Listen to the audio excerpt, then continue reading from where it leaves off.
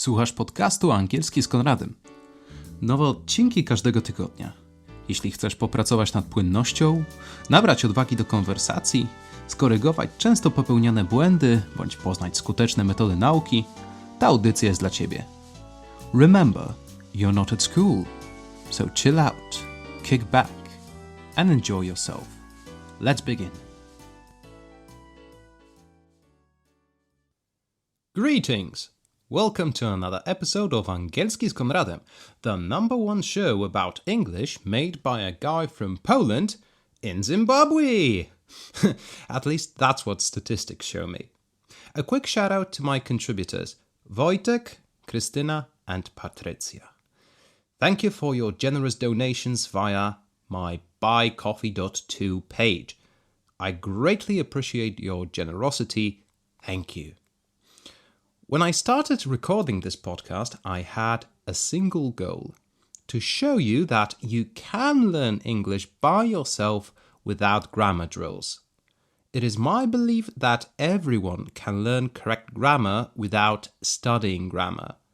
What's the difference? When you are reading in English, watching films in English, writing in English, finally speaking in English, you are learning grammar at the same time. When you study grammar by itself, you familiarize yourself with rules and then you try to formulate sentences in accordance to those rules. It makes sense when I put it this way, but it messes with your head in the long run. Instead of speaking fluently, you stutter and think whether the sentence you are about to make is grammatically correct or not. Grammar is something you can pick up, meaning you improve it by using the language itself, by practice. So why am I making an exception this time? One day, Karolina kindly asked me, "Please, pretty please, Konrad, can you do an episode on articles?" She's the love of my life, so how could I possibly say no? Plus, there's nothing more romantic than recording a podcast for your loved one.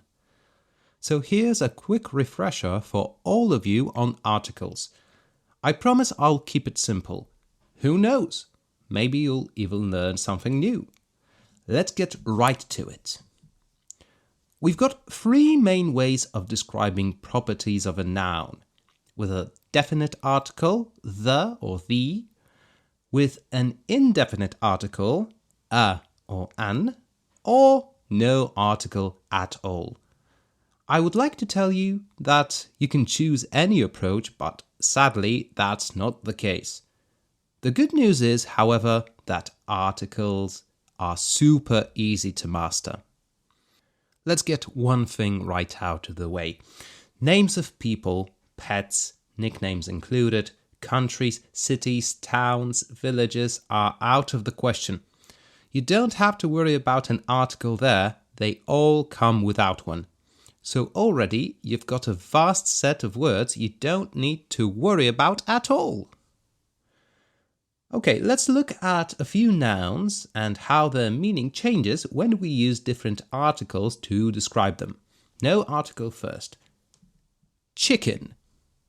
Chicken. Polish kurczak. That's something you see on your dinner plate, at a grocery store, or in a KFC bucket. Namely, food. Many food products are considered uncountable nouns. Various types of meat is a good example. For the most part, it's just the name of the animal we're about to eat or prepare or buy in a grocery store without the article. Duck, veal, beef, and so on. Another noun with no article, this time it's vegetarian friendly. Cheese. Cheese. Polski ser. Cheese comes in many shapes, many sizes, and many forms. You've got blocks of cheese, slices of cheese. It can come in cartons, pots, or even tubes like toothpaste. It can be thick or thin, solid or liquid. Liquid! Eureka! If something is liquid, you can always skip the article. Milk, oil, coffee, beer. Additionally, we don't use an article when something comes in units, such as cans, bottles, cartons, pots, and so on. Now, let's look at an example with an indefinite article a chicken. This is an animal you see running happily about in its pen. Most farms keep more than one chicken though. So, first of all, this one is alive, opposite to the latter example. Second of all, by saying that you see a chicken, you don't mean any specific specimen. It's just a chicken, just like any other. It's got a beak, feathers, wings, so on. So whenever you see a in front of the verb, it means one of many. The difference between a and an is that you use the first one with a noun starting with a consonant, while the latter is used with nouns beginning with a vowel. Which brings us to an ostrich. An ostrich, Polish struś. You know ostriches, right? Big birds, long legs, a long neck, buries its head in sand, when scared, allegedly. It's a bird whose name begins with a vowel, o. As such, we put the article an in front of it. Whenever in doubt, try to say the noun out loud with an article a first, an the second. If it sounds wrong, you are probably trying to use the wrong article. Alright, the definite article this time. The chicken. The chicken. The would mean one and only. So it's a chicken we want to distinguish somehow from the whole flock.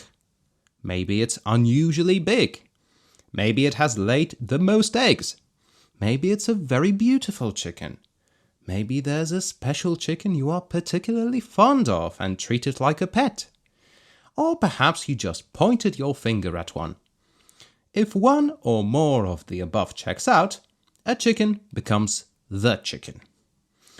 Remember that the definite article, the, may be used with both a singular or a plural noun. One important thing. Some nouns may begin with either a consonant or a vowel, but the article is switched, as in a university or an hour. Pay attention to the sound at the beginning when in doubt.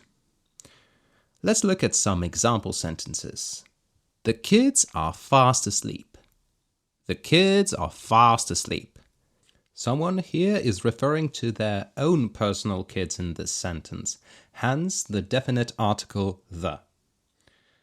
What happens in Las Vegas stays in Las Vegas. What happens in Las Vegas stays in Las Vegas. Here's a name of a city, so no article here. I saw an ugly dog yesterday. I saw an ugly dog yesterday. If we've got a combination of words, in that case an adjective plus a noun, an ugly dog, we look at the first word describing our noun. So even though the noun dog begins with a consonant, we used an indefinite article an because of the adjective ugly. I take my coffee with sugar and cream. I take my coffee with sugar and cream. We've got 3 uncountable nouns, and all of them would pour right through your fingers. That's also a good analogy. If you can hold something in your hands without the use of some containers, such as cans or bottles or glasses, then it's uncountable and no article here. When visiting the United Arab Emirates, be sure to check out Burj Khalifa. When visiting the United Arab Emirates, be sure to check out Burj Khalifa. Burj Khalifa is the tallest building in the world. Names of foreign constructions come without an article. Taj Mahal is another example. The United Arab Emirates, the UAE, is an exception to the country rule for articles. Much like the United States, they are a collection of states which combine to form a country. So we need a definite article here. So here's a quick summary. You use both definite and indefinite articles with singular nouns. Groups included, like a team or a regiment. Groups are considered a single unit, regardless of the number of members. An indefinite article is used when an object is mentioned for the first time or when we don't mean any specific thing or a person. The definite article is used with specific things, plurals included.